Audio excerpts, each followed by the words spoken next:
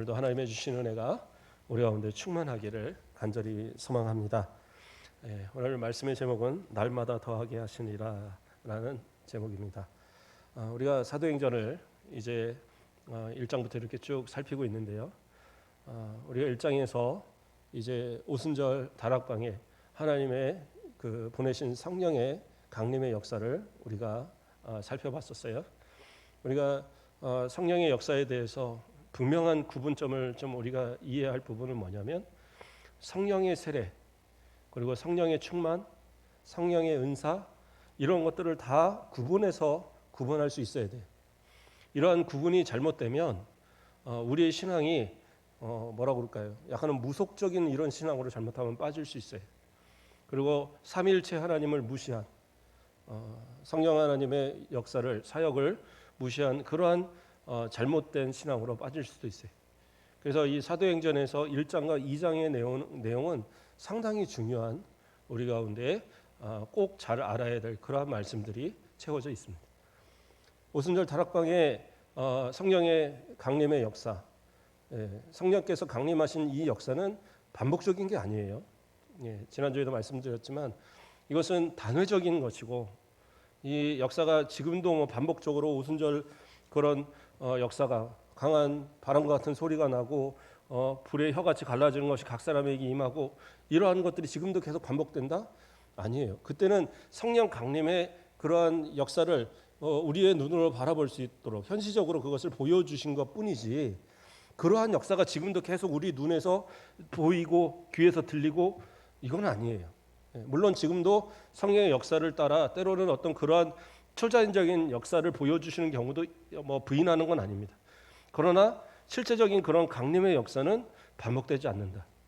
그리고 그 구원을 예수님께서 이루신 그 구원을 적용시키는 그 성령의 역사는 오순절 다락방 사건 이후로부터 우리 가운데 항상 함께 계셔서 계속 그냥 그렇게 이루어 가시는 거예요.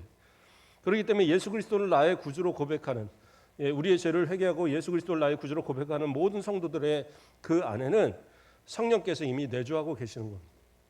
그러면 성령의 내주하심이 뭐냐? 그것이 성령의 세례예요. 성령의 세례가 특별히 다른 것이 아니고 그냥 물로 붓듯이 이렇게 찍어서 이렇게 하여서 세례 주는 그게 아니라, 성령의 세례는 내 안에 성령께서 내주하시는 것을 다른 표현으로 성령 세례라고 말하는 겁니다. 그럼 성령 세례와 성령의 충만은 뭐가 다르냐? 내 안에 성령이 계셔도 내가 성령의 이끌림에 완전히 내가 살아가지 못하면, 그러면 나는 구원을 받았지만 내 삶에 있어서는 성령의 도우심, 성령의 그 은혜를 내가 체험하지 못하고 살아가게 되는 거예요. 그러니까 내가 성령의 어떤 충만함으로 인한 어떤 체험이 없다고 그래서 구원 못 받고 이런 건 아니라는 거예요. 그러나 때로는 하나님 앞에 더 큰 확신과 또 내가 주의 일을 감당하는데 필요한 어떤 것들이 요구되어질 때 하나님 앞에 간절히 기도하면 하나님의 성령의 충만함을 체험하게 됩니다. 성령의 충만함은 물을 갖다 쫄쫄 따라서 채우는 것이 아니라 뭐라고 그랬어요? 컵을 완전히 그 물 속에 집어넣듯이 완전히 그 장악되어진 그런 상태. 그래서 성령의 이끌림을 완전히 받는 상태. 오늘 오전에 말씀드렸던 것처럼 여호와를 의지하는 자, 이런 모습처럼 성령께 완전히 의지되어진 성령의 이끌림을 따라 살아가는 그러한 모습이 바로 성령 충만의 모습인 거예요. 그래서 성령의 충만함을 따라 나타나는 현상들이 또 뭐가 있냐면 은사라는 게 나타나는 거예요. 그러니까 우리가 은사를 또 조심해서 생각해야 될 것이, 내가 성령 충만 받았는데 은사가 없다? 그럴 수 있어요. 은사는 필요에 따라 주시는 거예요. 필요치 않으면 그것이 사용될 이유가 없습니다. 제가 비록 우리 교회 와서 제대로 제가 이제 성악적인 어떤 노래를 들려드린 적이 없어서, 좀 목사님은 성악 전공했다는데 아닌가 봐 이럴 수도 있을 것 같아요. 그런데 제가 한 중학교 한 2학년 때까지는 상당히 음치로 소문이 났었습니다. 얼마나 음치로 소문이 났냐면 그때는 이제 중고등부가 성가대가 있었어요. 그래서 중고등부에서 성가대를 부르면 그 성가대 지휘하는 선생님이 너는 좀 작게 부를래? 뭐 또 어쩔 때는 그냥 조용히 할래? 뭐 이렇게 그럴 정도로 못 불렀습니다. 예. 그랬는데 진짜 하나님의 은혜로 제가 기도한 게 뭐였냐면 중학교 2학년 때부터 저는 목사님 되겠다고 기도를 했는데 그때 제가 하나님 앞에 기도한 것이 주의 종 되려면 찬송가 하나는 제대로 불러야 되지 않습니까? 찬송가 하나만 좀 제대로 부르게 해달라고 제가 기도를 했어요. 실제로. 그랬는데 제가 이제 신대원을 나오고 음대를 들어갔는데 저 딱 2달 그 레슨 받고 그리고 합격을 했어요. 예, 음대를. 그러니까 음대 뭐 그냥 대충 들어가는가 보다 그러는데 예, 그렇지 않았습니다. 예, 제가 알기로는 뭐 제가 성적을 보지 않아서 모르겠는데 그것을 이제 본 친구가 저한테 얘기를 해주더라고요. 그 어린 친구가 저한테 형님이 그 전체 그에서 노래로 1등 하셨던 것 같아요. 그렇게 말을 하더라고요. 그래서 들어갔어요, 제가 학교를. 예, 저는 뭐 그래서 제가 노래를 잘했다 이게 아니라 저는 하나님 앞에 목회자로서 찬송을 부를 수 있는 그러한 능력을 달라고 기도했고 그것이 되다 보니까 예, 뭐 잠깐 레슨을 받았는데도 불구하고 예, 다른 사람들 뭐 1년, 2년 레슨 받는 사람도 떨어지는데 저는 이제 좀 좋은 학교에 들어갔었어요. 그런데 그렇게 할 수 있었던 이유가 뭐냐? 저는 그것도 하나님의 주시는 은사라고 봐요. 예. 하나님께서 내가 없던 것을 내가 주의 일을 위해서 필요해서 기도하니까 하나님이 주신 거잖아요. 그러니까 그것도 하나의 은사죠. 그렇다고 해서 이것이 뭐 방언의 은사나 예언의 은사나 무슨 통역의 은사나 병고침의 은사나 귀신 쫓는 은사나 이런 거 아니잖아요. 그러니까 내가 느끼지 못할 뿐이지 때로는 하나님이 성령 충만한 성도들에게 주시는 것이 꼭 은사라고 말하기 어려울 뿐이지 그거에 합당한 것을 주신 것들이 상당히 많다라는 거예요. 그러니까 성경에 기록된 것만이 은사가 아니라 우리 성도들에게 이미 주신 그런 말씀들이 얼마나 많은 그러한 은사들이 얼마나 많은지. 예, 그러므로 주님을 나의 구주로 고백하고 내 안에 성령을 모시고 성령의 이끌림을 따라 살아가는 성령 충만한 성도들에게는 이미 하나님의 크신 은혜가 다 임하에 있는 거예요. 그래서 의심하지 말고 담대하게 주신 은혜로 살아가면 그 삶이 진짜 복되고 또 그 능력 가지고 하나님 앞에 헌신하면 하나님의 역사가 분명히 일어나는 겁니다. 그러므로 뭐 괜히 뭐 성령 받으면 뭐를 해야 된다 이런 거에 현혹되지 마세요. 대표적으로 많이 이야기하는 것이 저 오순절파 쪽에서 많이 이야기하는 것이 뭡니까? 예, 방언을 해야 된다. 뭐 이런 걸 얘기합니다. 예, 아마 우리 성도들 가운데도 방언하시는 분들이 있을 거예요. 옛날에 죄송합니다. 이걸 좀 제가 뺄게요. 예, 옛날에 그 기도원들 다니면서 한동안 막 방언 받아야 된다고 막 그런 거 있었잖아요. 저도 방언 받아야 된다고 뭐 어떤 강사 목사님이 그러더라고요. 예, 기도원에 오면 짖는 개도 방언 받는데 사람의 방언 못 받으면은 또 어려서 순진해 갖고 그 말을 그대로 믿고 방언 달라고 막 또 누가 또 나무를 뽑아야 된다고 그래 갖고 제일 작은 나무 하나 갖고 와서 억지로 그거 뽑느라고 예, 괜히 왜 애꿎은 나무를 뽑고 예. 어쨌든 저도 방언을 합니다. 제가 방언을 못하지 않아요. 그러나 지금 사용하지 않을 뿐이지. 예. 그래서 큰 집회 같은 거 이렇게 할 때는 뭐 사용한 적도 있었어요. 그러나 사실은 저는 그렇더라고요. 방언이 그렇게 필요하지 않더라고요. 그래서 안 하는 거예요. 예. 예. 하나님 앞에 기도하여서 내가 내 마음을 가지고 내가 지각을 가지고 하나님 앞에 또렷하게 하나님 이거 원합니다. 이거 해주세요. 하나님 저 용서해 주세요. 내가 기도할 수 있는데 굳이 그게 필요하지 않더라고요. 예. 그런 것처럼 내게 필요하지 않은 것을 내가 굳이 그것으로 인해서 이것을 구해갖고 이것이 막 은혜 받은 성령 충만의 성령 세례의 증거인 것처럼 그거 아니에요. 그래서 많은 사람들이 이야기할 때에 이 오순절 다락방에 나타났던 방언의 역사, 그렇죠? 여기서는 이제 개역 개정으로 이렇게 넘어오면서 다른 언어라고 표현을 했지만 저는 이제 방언이라는 표현을 썼잖아요. 그러니까 이게 우리가 말하는 방언인가 보다. 방언이라는 말 뜻이 원래가 사투리라는 뜻이잖아요. 예, 그러니까 이제 사람들이 자꾸 오해를 하는 거예요. 근데 오순절 다락방의 그 성령의 역사를 통해서 충만을 통해서 나타났던 이 방언의 역사, 다른 언어의 역사는 지금 우리가 말하는 방언과는 전혀 다른 겁니다. 근데 자꾸 사람들이 오해하는 거예요. 그러니까 가장 먼저 임한 것이 방언이었기 때문에 그래서 방언을 받아야지 성령의 충만해진 거다. 그거 다 거짓말들이에요. 새빨간 거짓말입니다. 그런 거에 현혹되시면 안 돼요. 왜냐? 이때의 방언이 지금의 말하는 방언과는 전혀 다른 거니까. 이때의 방언은 뭡니까?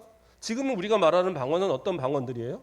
고린도 전서에 나오는 고린도 교회에 나타났던 방언이에요. 그래서 바울은 뭐라고 얘기합니까? 바울도 방언을 했어요. 방언을 못한 게 아니에요. 여러 은사들을 행했던 그지만 그러나 뭐라고 그래요? 방언을 하는 자는 통역을 사모하라고 그랬어요. 통역하지 않으면 뭔 소리인지도 모른단 말이에요. 심지어 어떤 사람들은 대피 기도하면서도 방언으로 기도를 한 거예요. 자기는 막 떠드는데 자기도 모르고 듣는 사람도 모르고 아무도 모르는 그런 이상한 상황이 된 거예요. 그러니까 바울은 뭐라 해요? 통역하지 않으면 대피 기도에 방언 사용하지 말라고 그것을 경고한 겁니다. 그래서 통역의 은사가 없으면 방언은 아무 사실은 크게 도움이 되지 않아요. 물론 방언이라는 그 은사 자체를 통하여서 내가 구원받았다는 사실에 대한 확신을 좀 더 가질 수 있는 도움이 될 수는 있지만 그것을 통해서 내가 누구한테 전도를 할 수 있습니까? 그것을 통해서 내가 기도했다고 해서 내 기도에 어떤 그 정말 하나님 앞에 내가 이런 기도를 했구나 알 수 있어요? 모른단 말이에요. 그래서 오히려 바울은 뭐랍니까? 방언보다는 예언을 더 사모하라는 얘기를 합니다. 근데 거기서 말하는 예언도 지금 우리가 생각하는 것처럼 미래에 대한 이야기를 하거나 그거 아니에요. 복음에 관계된 이야기를 하는 겁니다.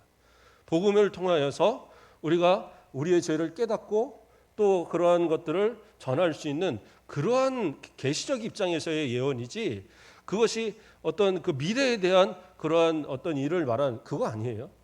요즘 그런 분들이 많이 없는데 한동안은 또 기도 많이 한다는 권사님들 내가 권사하면 기도하면은 미래가 보여 그래갖고 그거 상당한 심각한 그런 이단적인 모습들이에요. 그거 믿으시면 안 돼요.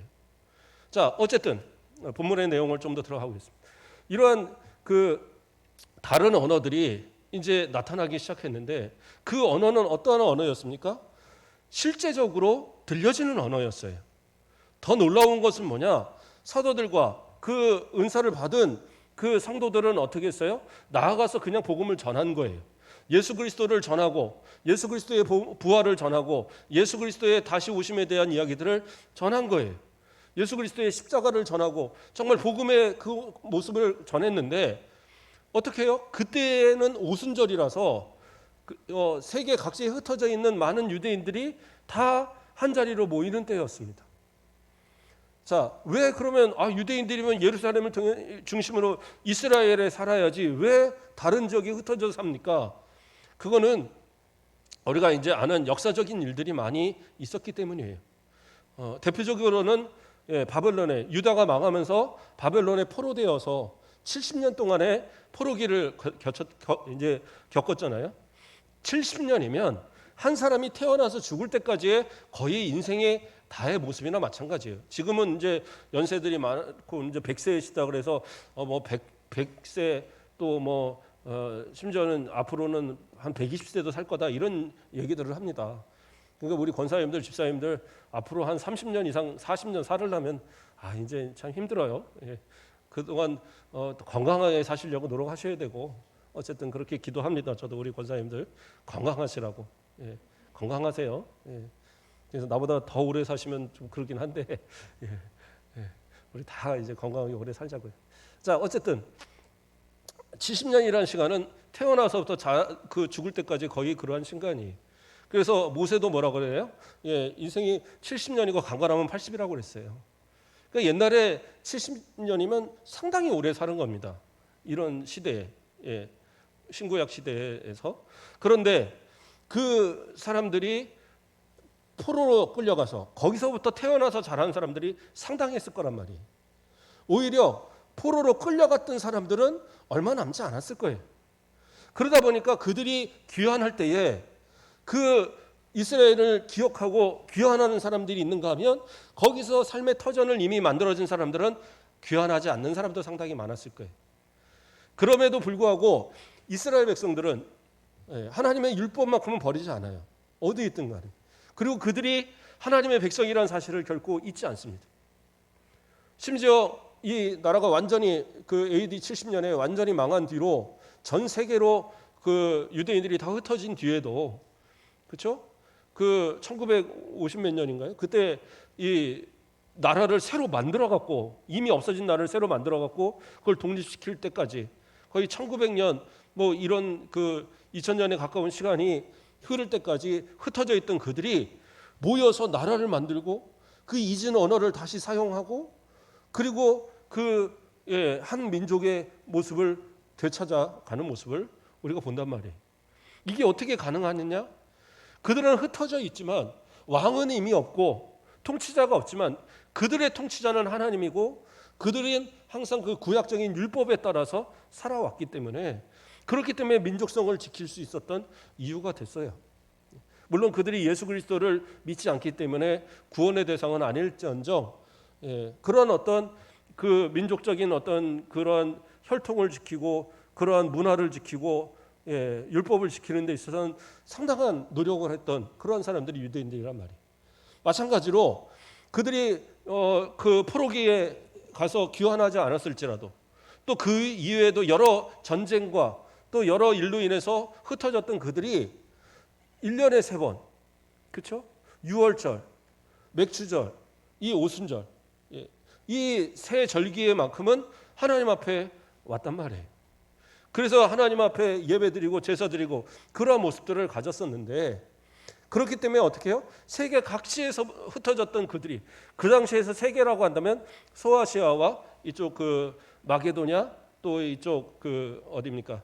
요 고린도 아가야 지방, 더 나아가선 저기 서바나 그 지역들, 좀 더 이쪽으로 하면 소아시아 위에 뭐 터키 지역, 이런 지역들, 여기가 이제 그들이 생각하는 세계입니다. 그 이상에 벗어나진 않는데, 어쨌든 그 곳에 흩어져 있던 그들이 어떻게 해요? 그 다 와서 그곳에서 하나님 앞에 제사 드리는 그러한 절기란 말이에요.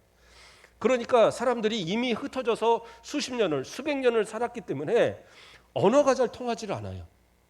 그 당시에 언어가 통용되는 언어가 헬라어이긴 하지만, 그러나 지금 우리가 사용하는 영어도 마찬가지잖아요.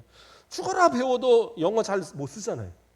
그리고 더 웃긴 것은 필리핀에서 쓰는 영어, 호주에서 쓰는 영어, 뭐 영국 본토에서 쓰는 영어, 미국에서 쓰는 영어, 영어가 다 틀립니다.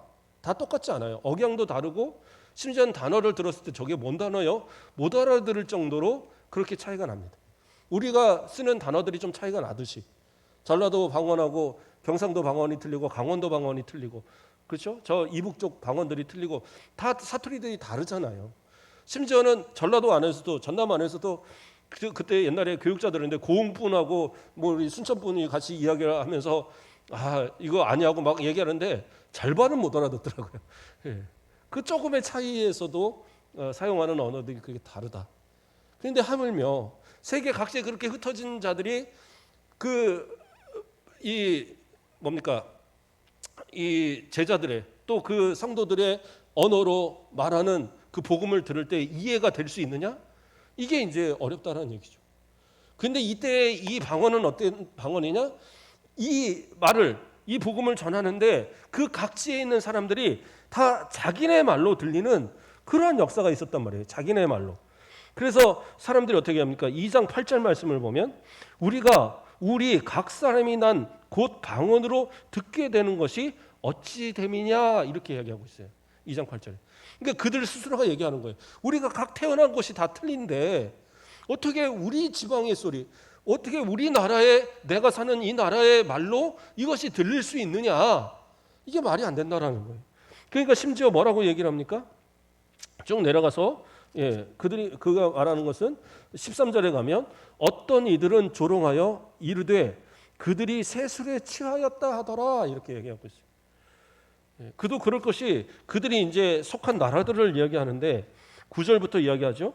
2장 9절부터 우리는 바데인과 메데인과 엘람인과 또 메소포다미아, 유대와 갑바도기아, 본도아, 아시아, 부르기아, 밤빌리아, 애국가 및 구레네에 가까운 리비아, 여러 지방에 사는 사람들과 로마로부터 온 나그네 곧 유대인과 유대교에 들어온 사람들과 그레데인과 아라비아인들이라 이렇게 이야기하고 있어요. 하여튼 그 지역에 그 일대에 있던 유명한 그런 지역은 다 이름을 대고 있는 거예요. 그러한 사람들의 말로 들린다. 그러면 진짜 대단하겠죠. 예. 지금은 이제 과학이 발달해서 요즘에는 이제 머지않아 한 10년 이내로 진짜 더 이상 영어나 이런 거 배울 필요가 없다고 그러더라고요. 딱 보면 그 듣는 즉시에 이렇게 딱 해석이 되고 내가 말하는 즉시에 상대방한테도 해석이 돼서 딱 들려지기 때문에 그냥 그대로 서로 자기 말로 말을 해도 서로가 소통이 되는 그런 시대가 곧 온다고 그래요. 지금도 거의 한 7, 80% 이상은 그게 가능한 시대가 돼버렸어요. 그러나 이 당시에는 그런 것도 아니고 어떻게 이게 가능하냐는 거예요. 그것이 바로 은사였던 거예요. 그런데 여기서 우리가 놀라운 이유는 뭐냐면 우리가 이 사도행전 1장 8절에서 어떤 말씀이 나왔었습니까? 오늘 보니까 아까 유초동부도 설교하면서 이 부분을 얘기하시던데 1장 8절에 보면 오직 성령이 너희에게 임하시면 너희가 권능을 받고 예루살렘과 온 유대와 사마리아와 땅끝까지 이르러 내 증인이 되리라. 땅끝까지 이르러 내 증인이 되리라. 땅끝까지 이르러서 증인이 되려면 어떻게 해요? 그 나라 사람들이 알아들어야 되잖아요. 예. 여기에서 말하는 예루살렘이나 유대나 사마리아도 셈이 주지만 다 같은 언어를 쓰고 있으니까. 그러나 땅끝까지, 그럼 땅끝에서는 어떻게 알아듣겠어요? 근데 이것이 성령이 임하면서 다른 언어가 그들의 입술을 통해서 전해지면서 그 듣는 사람들이 세계 곳곳에 땅끝이라고 말할 그 지역에서부터 온 사람들까지 알아듣는 역사가 일어난 거예요. 그러니까 예수님의 말씀하신 이 말씀이 성령이 임하시면 나타날 그 말씀이 그대로 성취되는 역사를 보여주고 있는 거예요. 그러니까 이미 성령의 이 역사를 통해서 나타날 때에 그 약속되고 있는 이 말씀은 나타나는 이 은사는 뭐냐?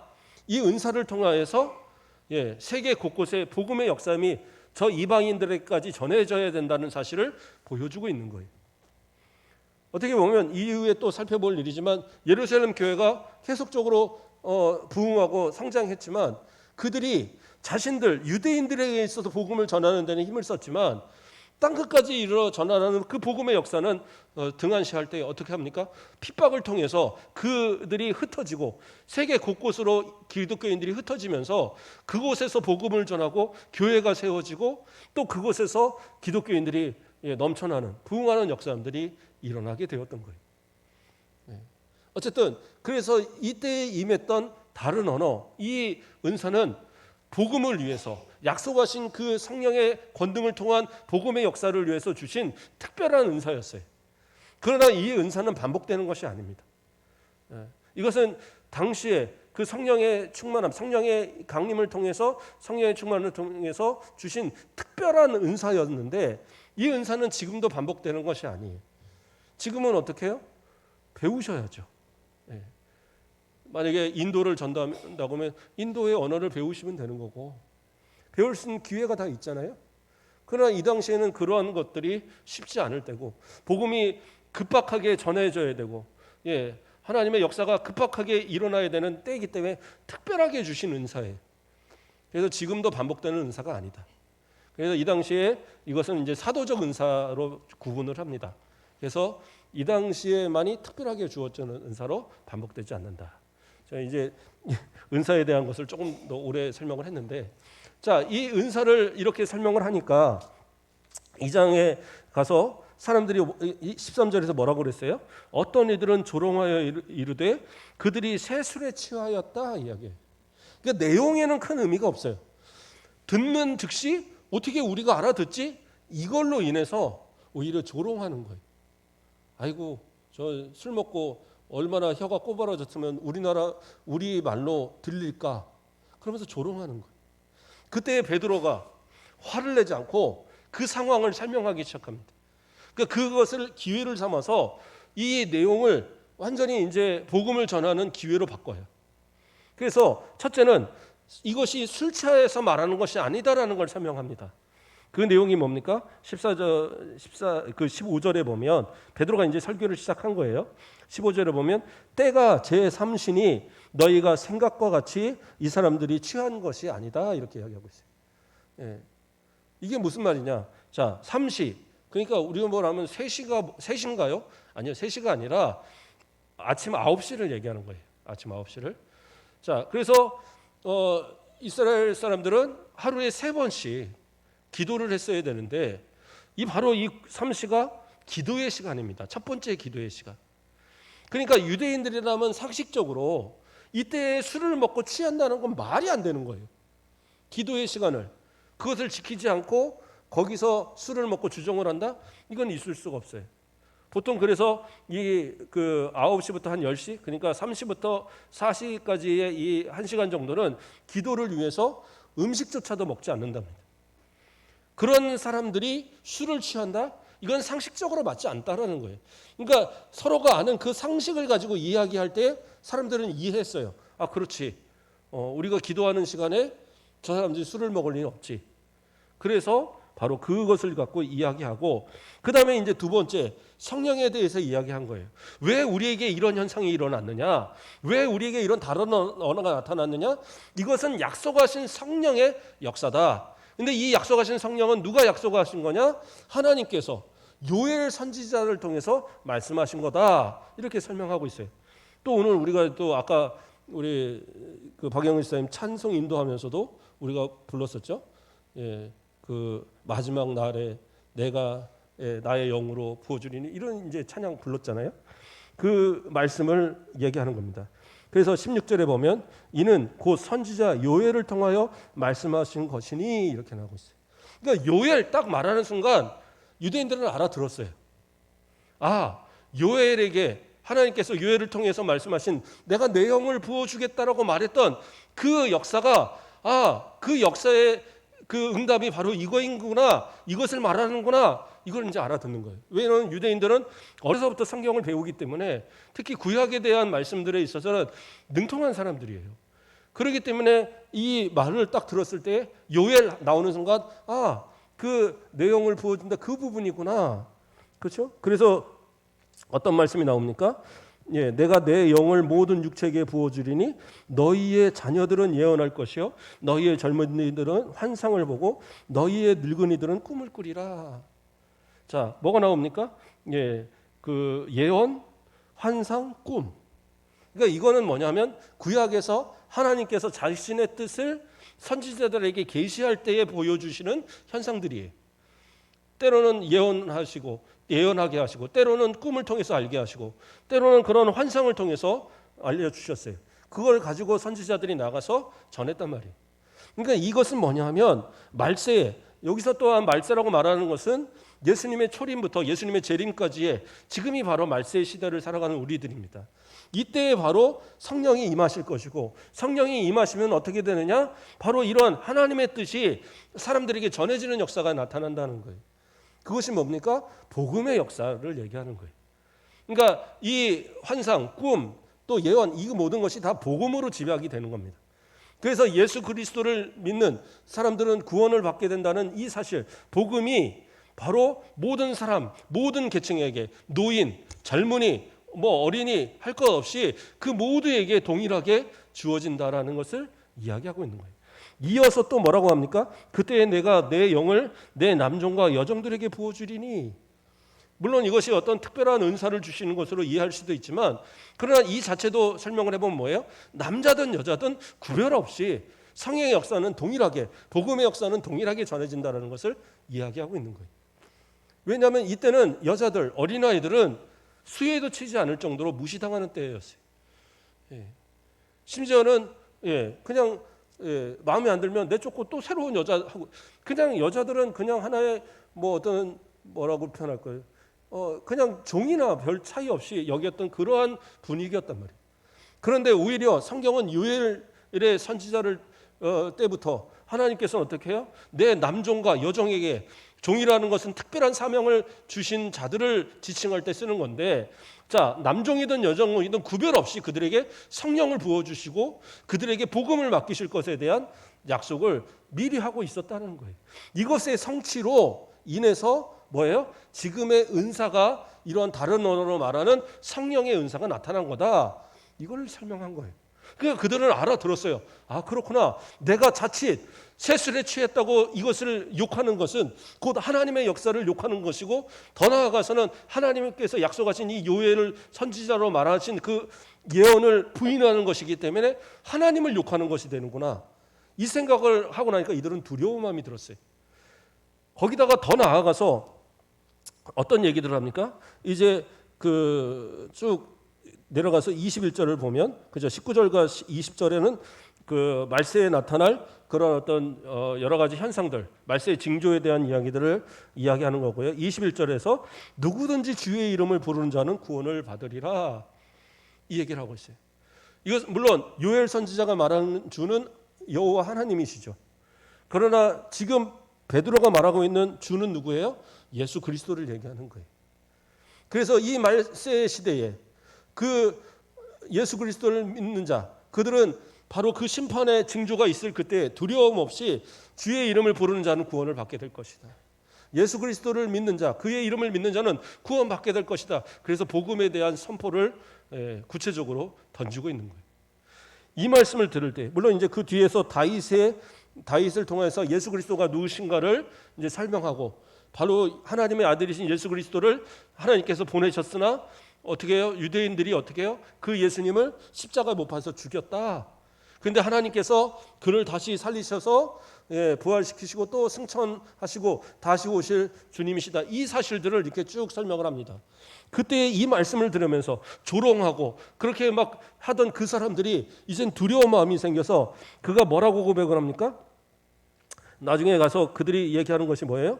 36절 그 말씀 이렇게 보면 뭐라고 합니까?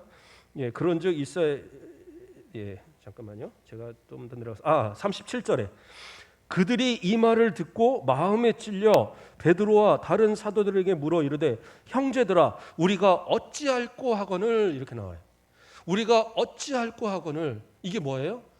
이제 두렵다라는 거예요. 막 조롱하고 에이 뭐 술 취했나 보다 이랬었는데, 알고 보니까 이것이 하나님께서 예언하셨던 그 성령의 임하심이었고, 그 성령의 약속을 통하여서 구원을 받아야 되는데, 그 구원은 누구예요? 예수 그리스도를 믿어야지만 구원을 받는데 그 예수를 어떻게 해요? 자신들이 못 박아 죽였단 말이에요. 그러니까 이제 우리는 구원받을 자격도 없고 아무것도 없는 그러한 모습이다라고 두려움에 떠는 그러한 모습이 되는 거예요. 그래서 우리가 어찌할꼬 하고 한탄할 때에 베드로가 정확하게 제시합니다. 38절에서 베드로가 이르되 너희가 회개하여 각각 예수 그리스도의 이름으로 세례를 받고 죄 사함을 받으라. 그리하면 성령의 선물을 받으리니. 그러면서 어떻게 해요? 이것이 바로 하나님께서 약속하신 그러한 구원의 방편임을 분명하게 제시하고 있어요. 그러니까 우리뿐만 아니라 너희도 똑같이 성령의 세례, 성령의 충만의 체험이 분명히 길이 있다. 그렇게 말씀하고 있는 겁니다. 그래서 이 말씀을 들은 그들이 어떻게 합니까? 41절을 보면 그 말을 받은 사람들은 세례를 받음에 이날에 신도의 수가 3,000이나 더하더라. 그러니까 3,000명의 사람들이 순식간에 회개를 하는 역사가 일어났어요. 하나님의 말씀의 의미를 바로 깨달으니까. 그들은 구약적인 지식은 갖고 있어요. 그러나 예수 그리스도에 대해서 바로 알지 못했어요. 그들이 예수 그리스도에 대해 듣고 약속하신 성령의 역사를 듣고 나니까 그들이 어떻게 해요? 바로 회개하는 역사가 일어나니까 바로 3,000명의 회개의 역사가 일어난 거예요. 이것은 놀라운 어떤 일을 우리에게 보여주는 일입니다. 우리가 이렇게 사람들을 만나다 보면 교회를 다닌 경험을 가진 사람들이 상당히 많아요. 이러한 사람들에게 가서 복음을 전하려고 보면 난 이미 잘 알아. 교회 나가 어렸을 때 다녀봤어. 이러면서 거부를 합니다. 그런데 오히려 성경을 너무 잘 아는 그들을 베드로는 포기하는 것이 아니라 그것을 이용을 해서 그들에게 바른 복음을 제시할 때 그들에게 3,000명이 막 회개하는 역사가 일어났거든요. 저와 여러분도 마찬가지입니다. 삶을 통해서 만나는 이들에게 복음을 제시할 수 있어야 돼요. 예수 그리스도가 누구신지, 하나님이 누구신지, 성령이 내 가운데 역사하시는 성령이 결코 나를 버리지 않고 세상 끝날까지 함께 하시는 그 역사가 있다는 사실, 이러한 일들을 내 입술을 통해서 자꾸 고백되셔야 돼요. 그래서 혹시라도 그들이 잘 못 알아들으면 그들이 알아들을 수 있도록 화를 내는 게 아니라, 그렇죠? 예, 베드로도 화낼 수 있었어요. 말고 귀까지 자른 사람이고 어부 출신이라 한 성질하는 사람이, 그러나 다 참고 복음으로 그들을 변화시키는 거예요. 그랬을 때에 그들이 3,000명 이상 회개하는 역사가 일어나고, 이러므로써 예루살렘 교회가 시작되어지고, 그 교회를 중심으로 해서 이제 세계 곳곳에 또 바울이란 그러한 사도를 통하여서 교회가 세워지면서 세계 곳곳에 복음의 역사들이 일어나게 되는 거죠. 그 시작이 바로 이 예루살렘 교회였고, 그들이 모여서 어떻게 하는 것이 뭐예요? 42절에 그들이 사도의 가르침을 받아 서로 교제하고 떡을 떼며 오로지 기도하기에 힘쓰니라, 이렇게 하고 있어요. 그들이 모여서 기도하고 또 서로 나누고 서로 예배드리고, 이것이 이제 이루어지면서 교회가 만들어졌어요. 이제 우리가 아까 읽었던 본문에 있어서는 뭐예요? 그들이 모여서 교제하고 떡을 떼고 오로지 기도하는 그 내용을 좀 더 자세하게 푸는 겁니다. 43절에서는 사람마다 두려워하는데 사도들로 말미암아 기사와 표적이 많이 나타나니, 그러니까 그런 어떤 병 고치는 은사도 있었고, 또 그런 어떤 다른 언어를 말하는 것도 있고, 귀신을 쫓는 것도 있고, 이런 여러 가지 은사들이 나타났었다라는 겁니다. 그래서 어떤 사람들은 자신이 갖고 있는 재산들까지 팔아가면서 믿는 사람들이 다 함께 있어 모든 물건을 서로 통용하고, 또 재산과 소유를 팔아 각 사람의 필요를 따라 나눠주며, 이렇게 이야기하고 있어요. 그렇다고 그래서 우리 성도들이 갖고 있는 재산 다 팔아가 교회에 갖다 줘라, 그 의미가 아니에요. 이 당시에는 상당히 가난한 사람들, 신앙 때문에 주의를 지키고 또 삶의 어떠한 신앙을 지키기 위해서는 많은 부분에서 제약이 있는 경우들이 있었어요. 해서는 안 되는 일들. 그래서 그것을 거부하면 그만큼 내가 일할 수 있는 일들이 적어지고, 주의를 지킨다고 한다면 하루 벌어서 하루 먹던 그들이 하루를 굶어야 되는 그런 일도 발생할 수 있었어요. 그러니까 좀 더 가진 사람들, 그런 사람들은 어떻게 해요? 그것을 내어주고 팔고 해서 그 모든 사람들이 굶지 않고 기도하고 함께 신앙생활할 수 있도록 제공하여 주었던 거예요. 그래서 오늘날도 우리가 구제하고 또 가난한 사람을 돕고 하는 일들을 왜 하느냐? 다 복음을 위해서 하는 거예요. 그들이 기도하는 일용할 양식이 모자르지 않도록, 그들이 기도할 수 있도록, 예배 드릴 수 있도록, 복음을 따라 살아갈 수 있도록 그 모든 기반을 함께 공유할 수 있는, 그것을 위해서 그렇게 하는 거예요. 그러니까 오늘날 우리가 지금 이제 코로나 때문에 식사를 못 하지만 점심 식사를 하는 그런 이유도 사실은 이거는 초대교회부터 내려오는 전통이에요. 그래서 서로가 떡을 떼며 교제하는 겁니다. 그냥 단순히 밥 먹고 잘 먹었다고 가고 여자분들은 앉아서 설거지만 하고, 그게 아니고 서로가 함께 협력해서 음식을 준비하고 서로 나누고, 그러한 가운데 기쁨의 교자를 애찬을 나누는 그러한 전통이 남아있는 거예요. 자, 그러면서 마지막 부분에서 뭐라고 합니까? 47절에서 하나님을 찬미하며 온 백성에게 칭송을 받으니, 이게 중요해. 은혜 받은 사람, 성령 받은 사람, 그리고 믿음으로 변화된 그들에게 나타나야 될 모습이 뭐예요? 사람들에게 칭송을 받아야 돼요. 삶이 변화되어야 돼요. 말도 달라져야 되고, 성격도 달라져야 되고, 성품도 달라져야 되고, 삶의 습관도 달라지셔야 돼요. 그 달라진 모습을 통해서 역시 예수 믿으니까 달라져, 예수 믿으니까 저렇게 특별해져, 인정받을 수 있는 모습이 돼야 된다는, 그 모습을 통해서 어떻게 해요? 그 모습을 통해서 칭송을 받으니 주께서 구원받는 사람을 날마다 더하게 하셨다라는. 그러니까 우리 순천 가옥교회 우리 모든 성도들 그래요. 복음을 전해서 가서 외치는 것도 중요한데, 그 외치기 위한 삶의 변화의 모습들을 가져보자는 거예요. 제가 설교를 통하여서 항상 어떤 변화의 모습들, 삶의 어떤 말도 행동도 생각도 자꾸 변해야 된다고 말하는 이유가 도덕적인 설교를 하는 게 아니에요. 무슨 윤리적인 설교를 하는 것이 아니라 복음을 위한 준비가 되어 있으라는 거예요. 제가 이 지역에 있는 분들을 이렇게 만날 일이 있어서 만나고 얘기 나누면 정말 어떻게 우리 순천가옥교회 성도들을 그렇게 잘하는지, 정말 잘 아시더라고요. 뭐 거의 숟가락 몇 개 있는 것까지 알 정도로 다 알고 있더라고요. 그 집 그 아들 뭐 어디 서울 어디가 있고 그 집 뭐 딸은 저기 어디 순천 어디 살고 있고 뭐 모르는 게 없더라고요. 예. 그 정도로 다 알려져 있을 정도로 이미 이렇게 전통이 있고 오랜 신앙생활을 해온 우리 교회잖아요. 그러면 어떻게 해요? 그들에게 달라진 모습을 보여주셔야 되는 거예요. 역시 권사가 되니까 뭐가 달라지셨네. 장로가 되니까 뭐가 달라졌네. 집사가 되니까 뭐가 달라졌네. 목사가 되니까 좀 달라졌네. 이런 모습이 있어야죠. 제가 목사님으로서 이제 계속 이렇게 부목사로서 전에 있을 때에 동네 어르신이 한 분이 그러더라고요. 언제 담임 목사로 승진해? 이러더라고요. 뭔가 승진을 해야 되는데 승진을 안 한다고. 그런데 뭐 한 10년을 거기서 이제 그 동네에서 하니까 거의 이제 막 가족처럼 지냈죠. 동네 분들도. 심지어는 저한테 통장 맡으라는 분도 있었어요.